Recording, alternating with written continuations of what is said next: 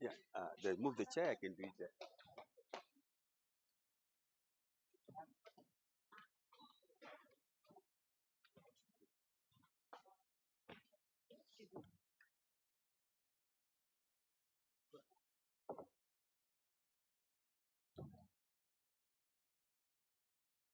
Hello, hello, hello, hello. Can you hear me? Hello,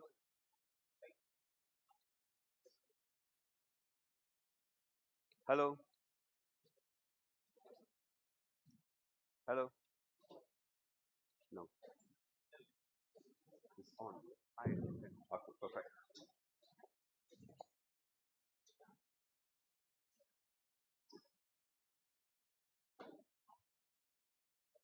Remind me.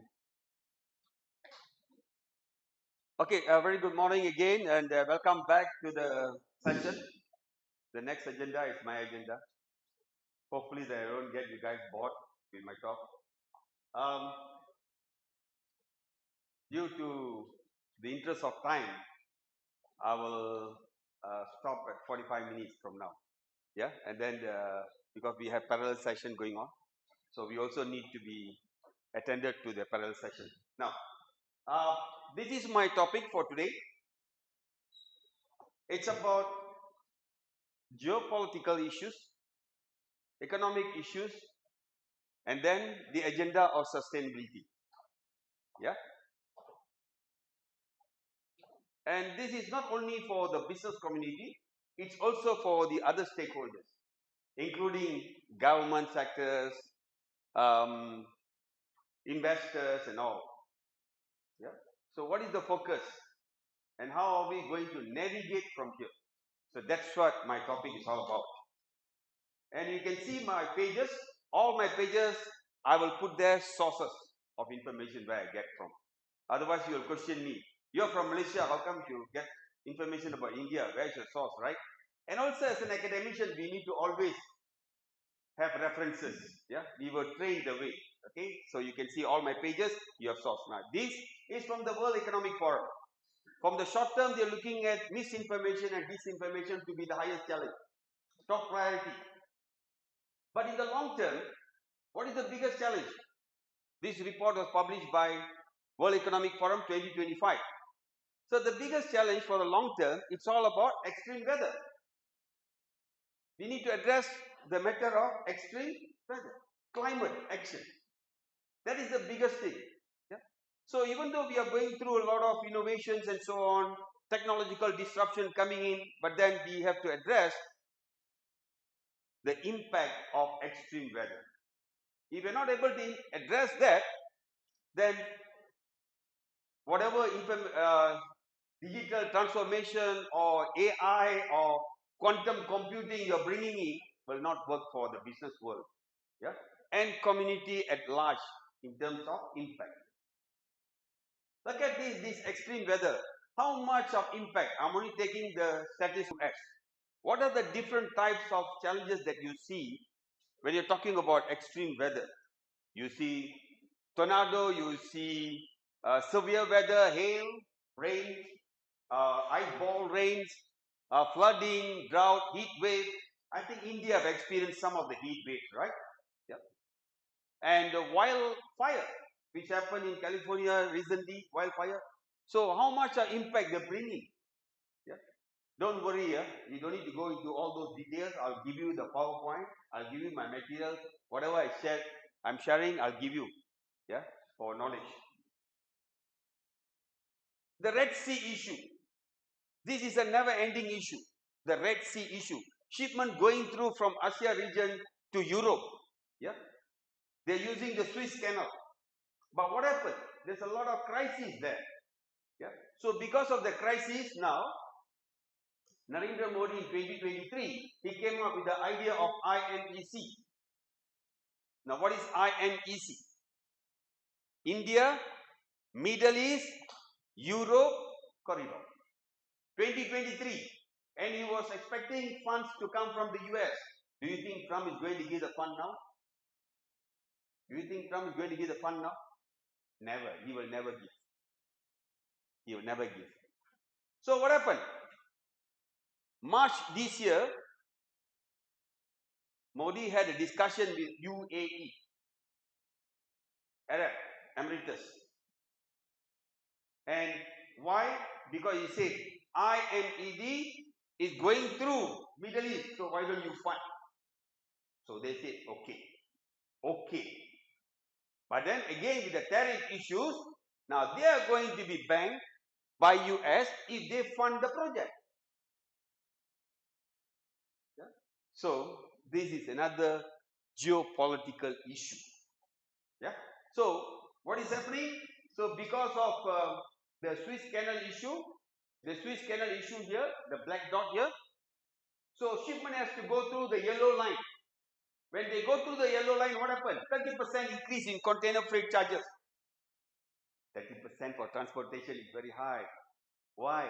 Because the margin, the transportation guys, they enjoy very minimum margin. If they can make 4%, 5%, they'll be happy. DHL, FedEx, DB Shankar, Kunanagal, all these guys, right? They can make a little bit of margin happy, 4 to 5%. And now you're talking about 30% increase container. So who is going to absorb the cost? It's going to be the customer who's going to absorb the cost. End of the day, the consumer will absorb the cost. And also shipments get delayed by 2 weeks. Why? Because cannot go through Swiss Canal, they have to go through the yellow line. They have to go through the Cape of Good Hope here. So again, sustainability is at stake. Now, this is what I told you just now. IMEC. Can the ambitious trade corridor from India to Europe succeed? Can it succeed? Now, the report was published on 3rd July. Can it succeed? Yes or no? Unless Japan comes in to support. Yeah? So now, from the US, UAE, now Japan. Yes, Japan is going to invest. I'll share with you. Yeah. So they are going to come in and they are going to support this. But then there's many challenges in getting this happen. If this happens, then India will be a real champion. They will be able to put the business volume that goes through one belt, one road down, and IMEC will pick up. Shipments will go through IMEC, including Japan shipment. So now Japan is coming in to support the business. Japan has committed, yeah. Japan and India to boost cooperation.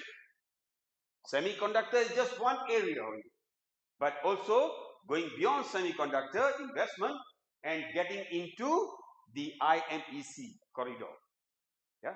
So I believe the future is look east, that is looking at Japan for support. Yeah? And if you look at the track record of Japanese guys, they are very sincere, very straightforward. Yes, yes, no means no. That's it. That's the style. Yeah. That is the culture they hold on to. Yeah. Now, so they are going to look at 6 sectors here. 6 sectors: semiconductor, critical minerals, telecommunication, energy, and pharmacy, and so on. Okay.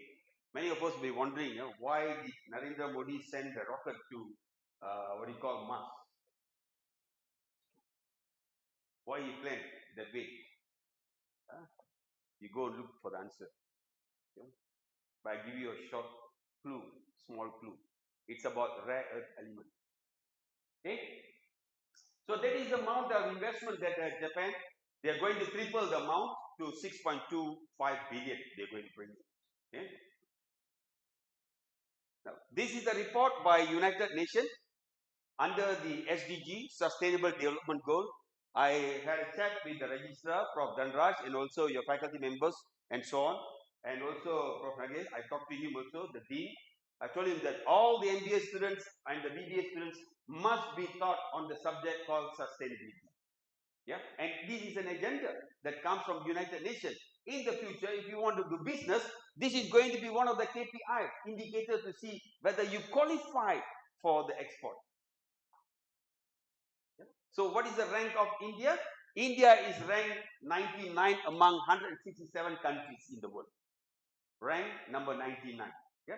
But there is some good news is it is growing, becoming better and better in terms of the indicators. Now, out of 17 SDG 17 goals, which are the goals that India did very well? Which goals? Look at it. SDG goal number 1. Yeah. Maybe 95%. What is SDG goal number 1? What is SDG goal number 1? Zero poverty. SDG goal number 1 is zero poverty. Yes, India is doing very well. And then followed by SDG number 4. What is SDG number 4? Access to education. Access to quality education. SDG number 4. That means the population, the generation there, they have access to education. Some or other, whether it is government scholarship or whatever, there's some funding mechanism to get education to all people. Yeah. And then what are the other goals that they're doing very well? Number 13. What is number 13? Come on, guys. Your MBA students, you all need to speak up on this. Climate action. And that's why just now Madam Silpa, she mentioned, she walking up and she felt very nice breeze, cool, chill environment. The winds blowing winds and then the tree leaves all moving. That is climate action. So you guys are doing very well. So continue to preserve that for your alpha generation. Yeah. Okay, let's look at where we are not doing well at all. What are the areas you're not doing well? What are the areas you're not doing well? SDG number 5, you're not doing well. SDG number 9, also you're not doing very well. So what is SDG number 9? Let's talk about the business world connections. SDG number 9 is about what? It's about infrastructure, innovation and industry. If someone is teaching you a business subject, yeah, you need to get sectional lecturers from industry to come and teach. Yeah. Academician, we refer to book, right? Copy and paste technology.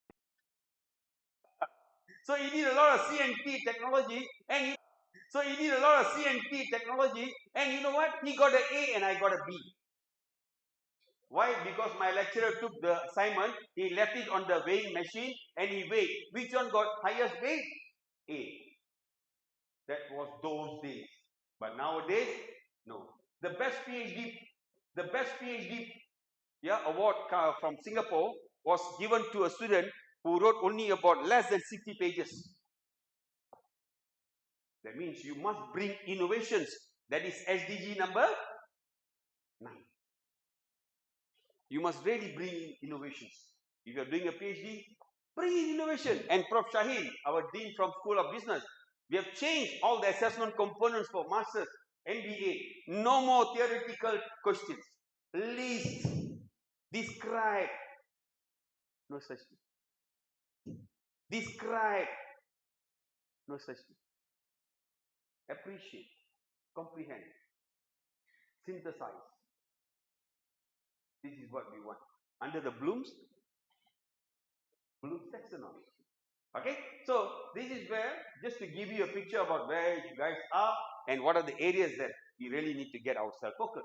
Now, since we talk about India, we also need to talk about a little bit about Malaysia. Yeah. This is the rank of Malaysia, 84.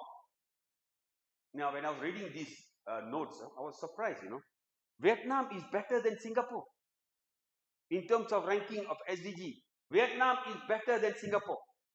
Vietnam had the open door policy recently, not many years, not even 20 over years only.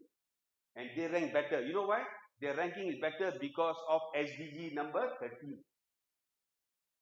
SDG number 13, climate action. So Malaysia, well, they are doing well in terms of zero poverty, education, yes, same like you. A little bit better here in innovations, yeah, infrastructure and industry, yeah. You talk about IT, you talk about digital transformation, but if your infrastructure is messed up, you cannot do anything. Very simple, your 5G, right? So that's infrastructure, yeah. So now, this is a big challenge for India. Don't know what to do, yeah. How many coal-based energy plants do you have? How many? How many India has? 290. And India has committed to United Nations by 2030, we will cut down 50% of our coal plant. What will happen if you cut down? No lights then. Yes, you cut down, but you need to have alternative, renewable energy to support your business world. So this is where India is caught in between. At one end, committed to United Nations. On the other hand, cannot simply do it because not enough of support from renewable energy. Yeah?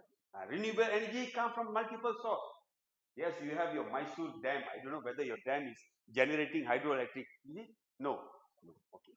Fine. So you need to have more hydroelectric, more hydrogen. Yeah. Renewable energy, wind. Yeah. I went through last time we were driving. I think Coimbatore and so on. We saw a lot of windmill, right? So all those are renewable energies. Yeah. Sources. So India really need to get this correct. Even Malaysia, for the matter, Malaysia we only have 9 coal plants. 9 coal plants as compared to India. Of course, the coverage is big. India billions, right? So 9 coal plants until now, not even one plant closed in Malaysia. But in Malaysia committed to SDG, United Nations, we will close 5 plants by 2026. Next year is 26. One also not closed yet.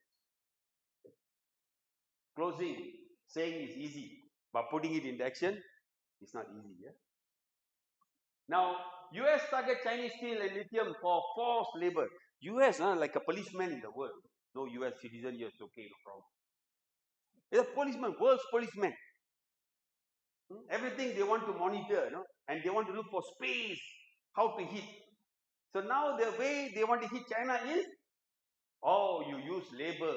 What labor? Forced labor, child labor, convict labor. So when you use child labor, convict labor, forced labor, what happened to your what do you call SDG number 12? What is SDG number 12? Responsible sourcing. And also SDG number 8, decent workplace for your employees, right?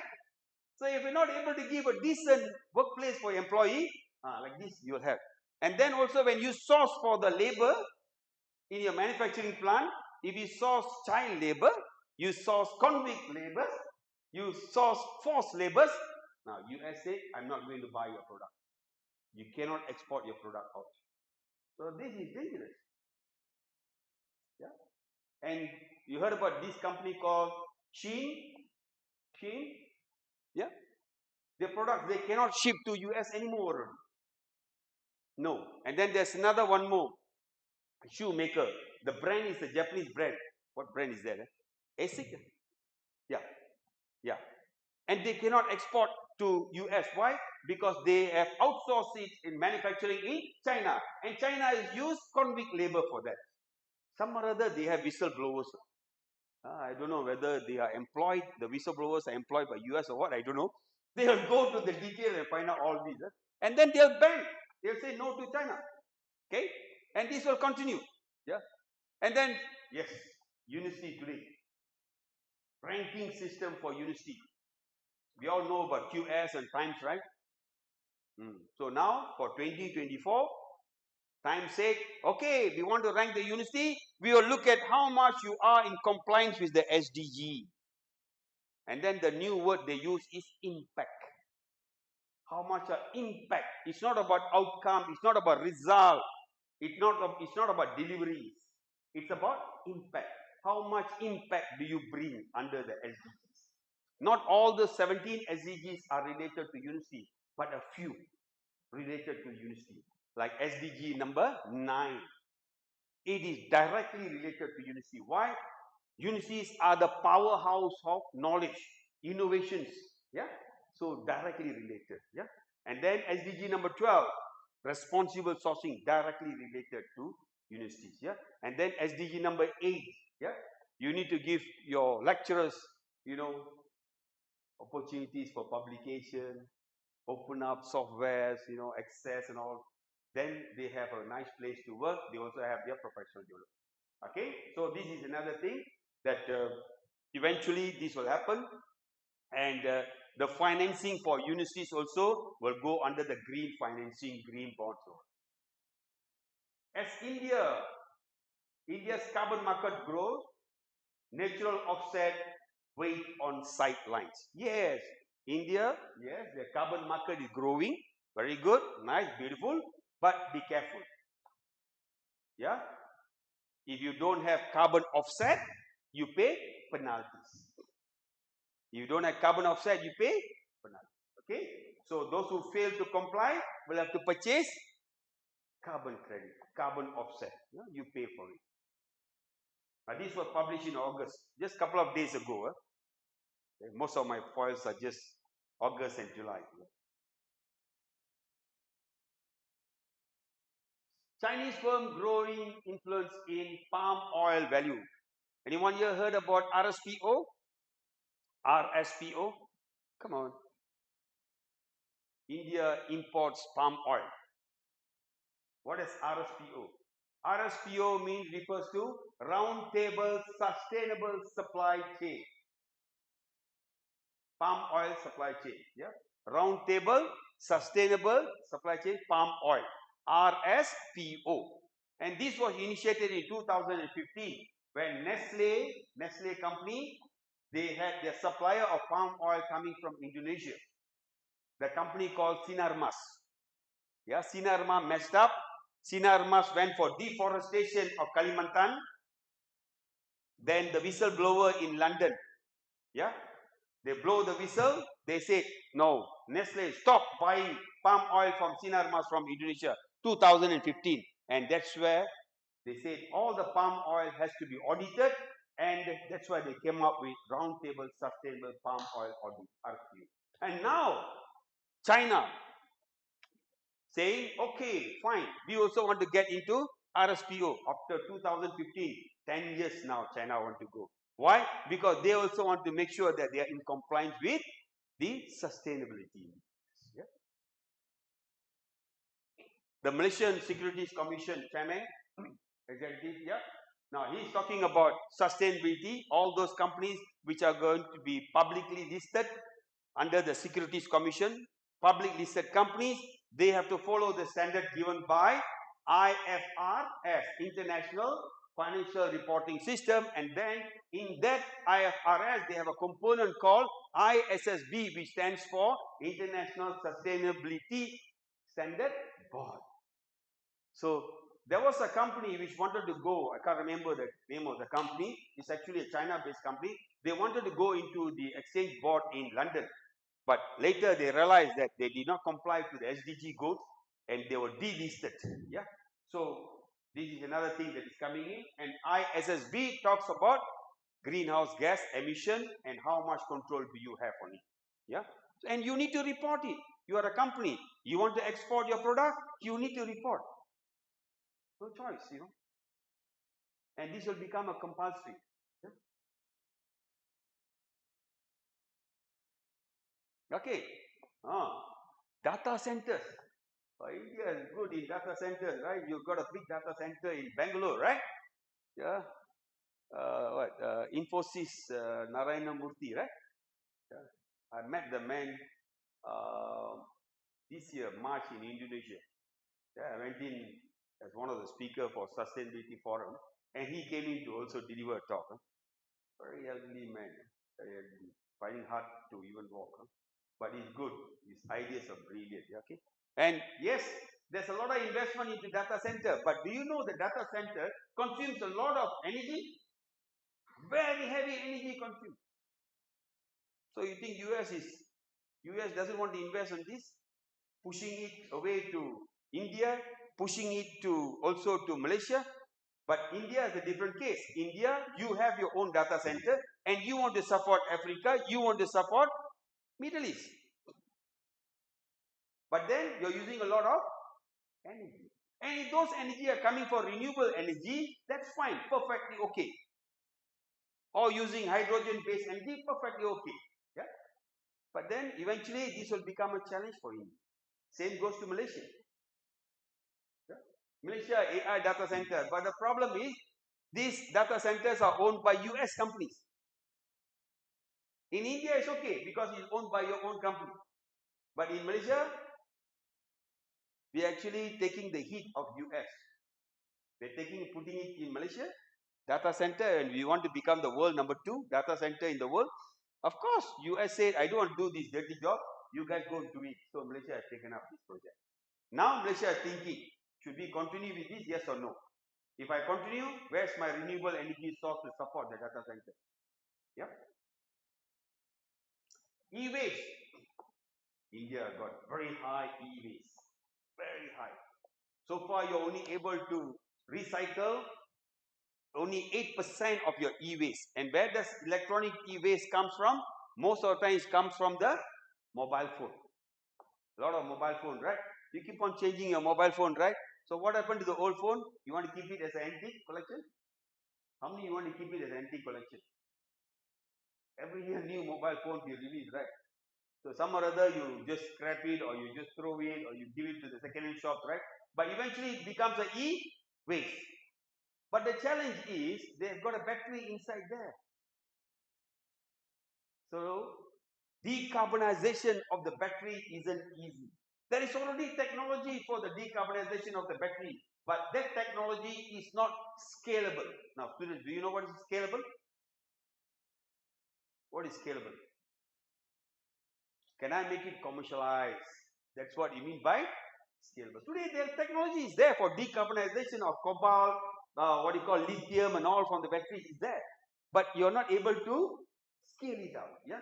So this is another issue that's happening. The e-waste, yeah, very high. So credible global contender in the electronic value chain. And in 2021 to 2022, 1.6 million metric ton of e-waste. And India became the third largest producer globally. Okay, 5% of India's e-waste is recycled. Yeah, this is a big challenge. Yeah. So as I mentioned just now, we must move away from linear economy to circular economy. Yeah. This page is again talking about linear economy to circular economy. So you want to export cars, yeah, to European market. You need to have the emission trading system certificates. Otherwise, you cannot export. And also, you need to prove that 25% of all your dashboard, yeah, the plastic material used in the car, right? Dashboard, the door panels, yeah, all those plastic, the bumpers and all, you must use minimum 25% minimum recycled plastic material. Otherwise you cannot export to Europe. Recycled plastic, think it's easy job? It's not easy job, you know. Better you take the fresh plastic coming from petroleum is easier for you. Recycle is challenging, yeah. This is another challenge for those automobile exporters. Yeah. India's biofuel, this is what just now I just mentioned a little bit, right? E20. How many of you are using E20 fuel, petrol? Anyone? Hey, it looks like you all are not supporting Narendra Modi, you know. Pity the gentleman, he's working so hard and then he's mixing ethanol with petrol and then say E20. Prof, do you use E20? No. Huh? Guys, for your motorbike, scooter? No. No E20. Then you guys are not supporting your Prime Minister. But anyway, your Prime Minister is moving away from E20 to E27. Yeah. So when he is using E20, what happened? Where does he get the ethanol from? Maize, corn, right? So now it is a matter of striking a balance between the chicken feed and the petrol. Do you want to support the chicken poultry farm or you want to support the petrol? Because you're taking the maize and converting it into ethanol and using it as an energy for your motorbike and car. So when you demand more maize for this side, what happened? The demand for the chicken farm, the maize price will go up. And the maize price goes up, the chicken price will also go up. So now it's a matter of striking a balance. But it's a good idea to go into E20 and E27 because you're able to bring the carbon monoxide down. Yeah, carbon dioxide, carbon monoxide down. But then the challenge is striking a balance. Now this is what This is why we need great minds like you all, MBA students. Great minds like you all to think. If you're a businessman, where will you go?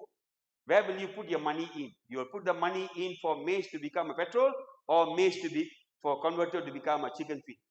Where you want to put your money? Yeah. So this is where critical thinking and MBA comes in. Okay.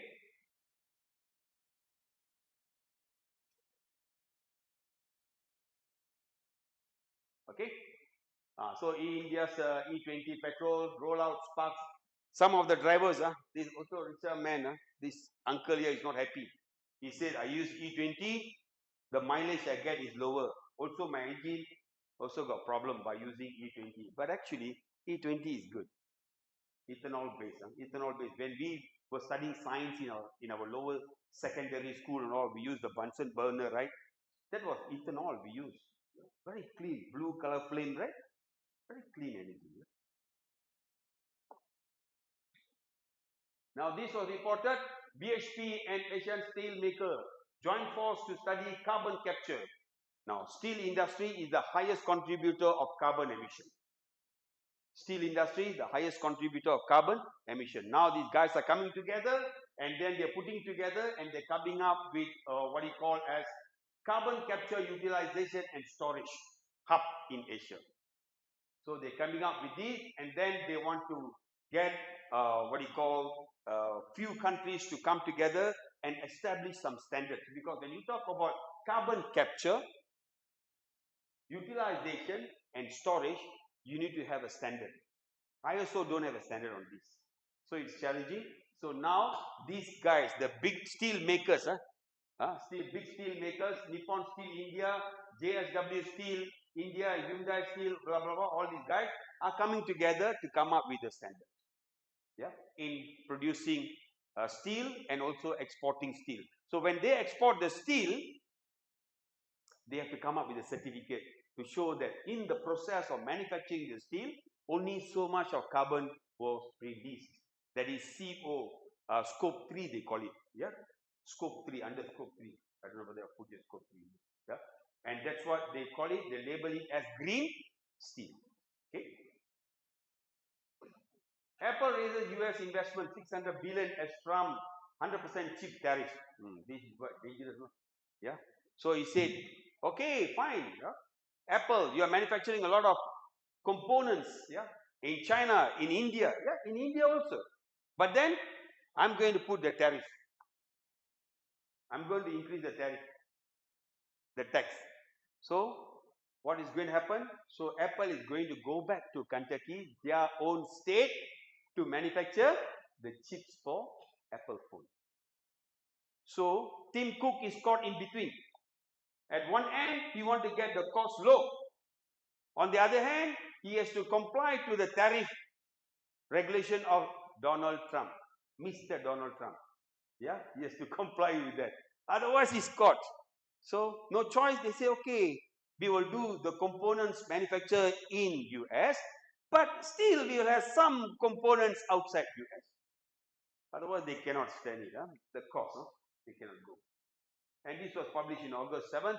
Now this one, Trump ordered double Indian tariff to 50% over Russian oil. Trump said, I give you tariff and now you move away from me. You go to Russia. All of us think that biggest oil producer is what you call the Arab countries, right? No, actually New Mexico. New Mexico. And it is 100% controlled by US. Yeah. So US said, oh, you don't want to buy from New Mexico, huh? Okay, fine, you're going to Russia, right? Okay, I increase the tariff another 25% for you. So he said it's not cut off most of the Indian exports. So because of that, Beijing said, Xi Jinping said, hey, it's okay, don't worry about US. I'm here to help you. I'll come in. But be careful. Like what Xi Jinping did to Sri Lanka, right? Port City, right? 2 weeks ago. 2 weeks ago, I was in Sri Lanka, Colombo. Port City. They launched the city, the biggest casino. They invited Shah Rukh Khan. Shah Rukh Khan was not able to go there.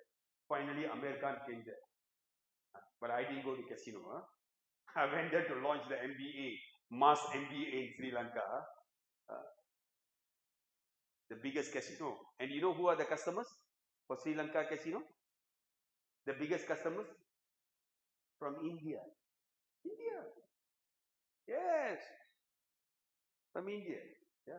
So of course, China will make good money from that because they invested in the port city. In the port city, they're using RMB, you know, the currency notes. Yeah. So anyway, this one I leave it to big time politicians to talk about it. But we as business, we need to know what are the tariff and how much regulation, blah blah blah, how much compliance. That's enough for a business world for us. The political side, leave it to the politicians. We are not politicians.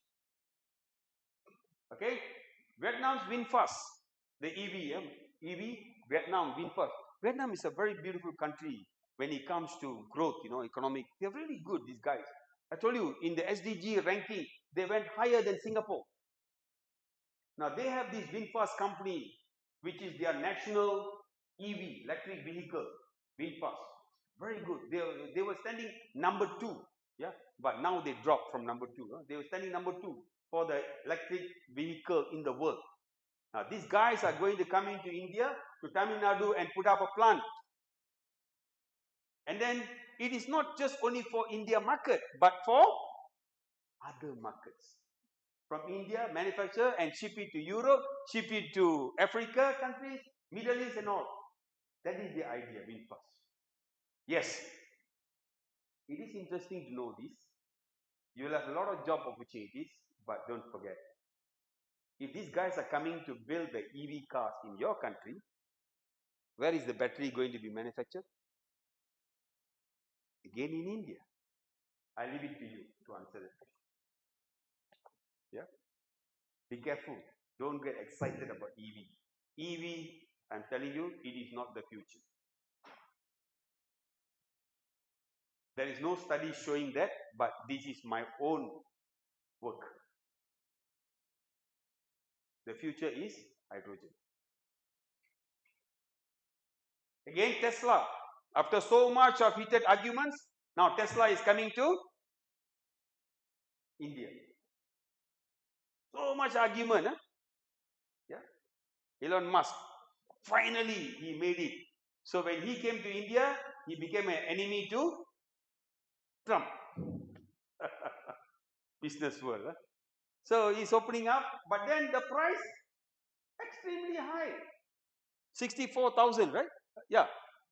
The price of the car is about 64,000 USD. Yeah, 68,000 USD. Plus, the India government said, oh, we will put in import duty, 70%. So it's better to buy the EV from Mahindra and Tata. Okay? Anyway, I don't think so they will be successful in. Yeah. Okay. I only have about 1 or 2 minutes more. I got a couple more pages. Let me just go to quickly one page, which is very important page. Okay, this page. We talk about sustainability. Singapore, they charge for all businesses producing and carbon emitted, they need to pay tax. They started off with a tax of $5 per ton. And then they're moving up this year to $25 per ton. And then they're moving up to $45 per ton in 2027. And then after that, they'll move up to $50 Sing dollars per ton. So if you are having a manufacturing or operating a business, even in the service industry, shipping services, right, repairs and so on, you need to be careful on this. Yeah, it's very heavy tariff. Heavy tariff. Yeah? This is what I say for the EV vehicle versus the conventional vehicle. This is conventional vehicle, EV vehicle. Look at the what do you call the minerals they use. Yeah, what are the elements they use? Copper, lithium, nickel, magnesium, cobalt, graphite, zinc, and then rare earth element. So you want to decarbonize, you buy the EV car, you use for 5 years. After 5 years, no more guarantee, no more warranty, finish. So what do you do with the battery? What do you do with the old battery? Maybe some jokers will come and say, I can trade in, no problem. Maybe they buy for 5% of the total cost or what, I don't know. But then after that, what do they do? Do they have the decarbonization? I say it's not scalable. So what are you going to do? Do you think you'll be able to separate all these elements? Separate them? You'll fail. So that's why I say the future is hydrogen. That's why if you go to Japan, they only have petrol station, not petrol station, hydrogen refilling station. In Japan, they started. Japanese guys are the pioneers in automobile industry. Why they never invest 100% EV? They invest in EV, hybrid EVs. They never go 100% because they know the future is hydrogen. Okay, I will end here. I'm getting signal. Okay, I will end my discussion here. I don't call it as a talk, discussion. So now I look forward for Q&A from you. 5 minutes, Prof. 5 minutes Q&A. Yeah, please pass around the mics. I'd like to hear from students, please. I don't know whether you guys got excited about what I shared with you. So please, can I hear from you? Any questions? Can I know any questions from the participants or delegates, students? Just raise your hands and mics will come near you. I strongly believe you guys were with me here in this hall. Yeah, your minds were with me. But unless it's the other way around, your body were here, but your mind were elsewhere. Guys, please, no question. Yes, ma'am. Yeah, yeah. Good afternoon, sir. My question is regarding the closure of coal power units in India. And if you go back to the slide, what you showed is around 290 plants. Coal plants. Coal plants. And in US around 190 plus coal plants. And in China it's around 1,000 plus. So if you take per capita, no? We are very less. Yeah. So why these big powers have this double standard when it comes to these policy issues? Okay. Are you referring to United Nations when you say big power? Yes. Okay. All right. United Nations came up with the agreement in 2015. Yeah. It was the Paris Agreement, they call it, 2015. Paris Agreement, 180 over countries signed up the agreement. Yeah. And during the time, the discussion, all the leaders of the countries, respective countries were there, and they did not measure per capita. They only measured how much of carbon being emitted to the what you call climate action, towards the climate. Yeah, and they also looked at measuring how much of energy are you going to move from this coal-based energy to a clean energy, that is SDG number 7. Yeah, so that's what they look. They did not look at per capita. Yeah, so they for them is this the agreement I give you, you go and do it, and there's no, so far there isn't a rule that you must follow. It is just that if you don't follow, you will not be able to export some of your product. That's all. Maybe in the future they may go into that indicator per capita, maybe. But at the moment, under the Paris Agreement 2015, they have not looked into it. Yep. Any other questions? Yeah. Audible?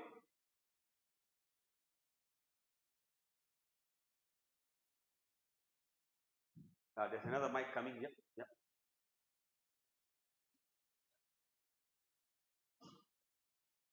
Sir. Yeah. My question is regarding the 100%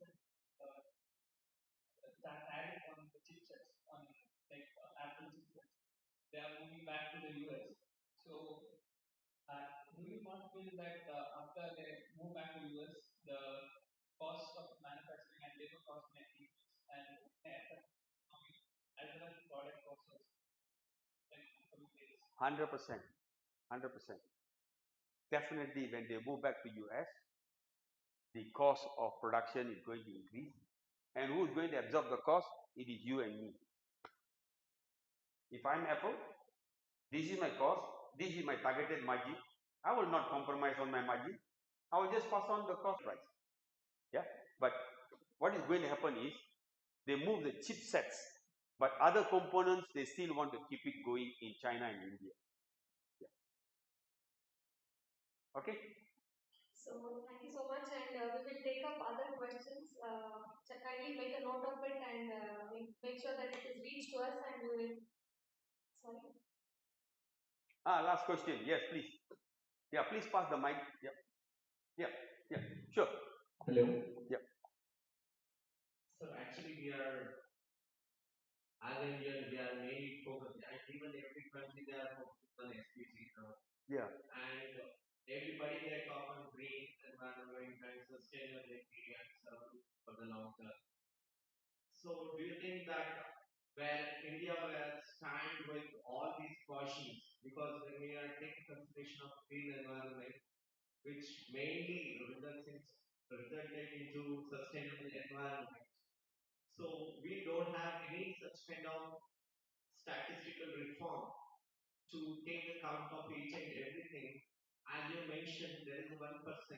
Even the 1% is most important. Unless we focus, we are not able to reach. So I want you to like. Okay. Well, the SDGs are goals given and agreement signed, but there is no penalty clause at the moment. At the moment, there is no penalty clause. If you are going to consume within India, no problem. But if you're going to take your products or services, including services, if you're going to take your product and services outside India, you export it out, then it's not penalty, but they will impose tax. That's what they call carbon tax. They will come in, yeah. Or you are very rich in terms of green, yeah. Maybe you need to prove that some of the preservation that you have, greenery and all these things. So because of that, how much you are able to preserve, and you can convert that and you can call it as carbon credit or carbon offset. Yeah. Yep. So that's what I can say. But as I said, if you want to consume within India, no issue. But when you want to go out, then you will have an issue. Yep. Yep. Yeah. Last question. Yep. Sorry, Prof. Said. Last one. So this is my question. It's about the recent BRIC agreement where Indian rupee now is going to trade internationally. So what impact will it have on dollar, and how is it going to be in the future for India? Because now BRICS has agreed to trade with Indian rupee. It's a big win to our country, and internationally rupee is getting. So how are things going to be in the next few years? I'm not an economist. That's based on my little knowledge on that. I'm not an economist. First, I want to qualify that. I'm not an economist, but based on my little knowledge, you can see that China is also going on RMB, yeah, to get it globally recognized, yeah, as exchange rate, right?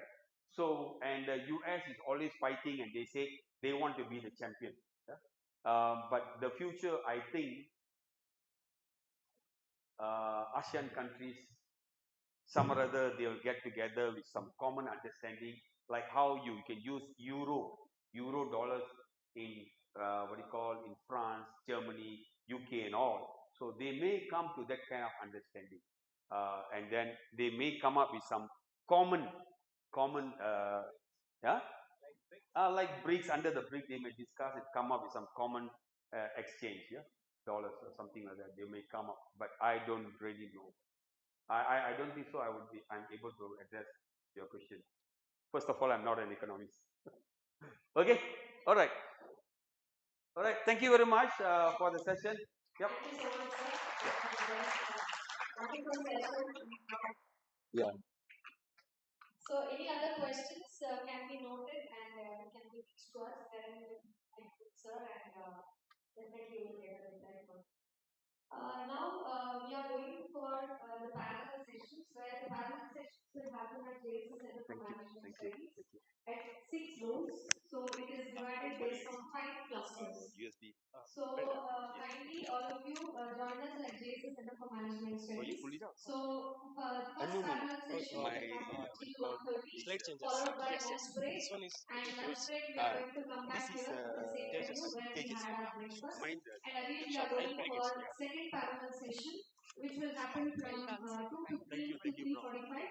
And then we will have parallel panel discussion, which will happen at this particular hall. So which will start at 3:45. Thank you so much. Sir,